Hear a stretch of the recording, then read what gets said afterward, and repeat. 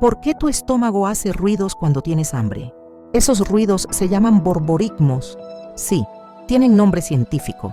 No son exactamente tu estómago quejándose. En realidad, son tus intestinos moviendo aire y comida para seguir la digestión. Cuando tienes tiempo sin comer, tus intestinos siguen trabajando, pero como ya no hay comida, lo que se mueve es más aire. Y eso hace más ruido, es totalmente normal. Solo significa que tu sistema digestivo está activo, incluso vacío. Así que no, tu estómago no está gruñando, solo está haciendo mantenimiento. ¿Quieres más datos así? Sígueme.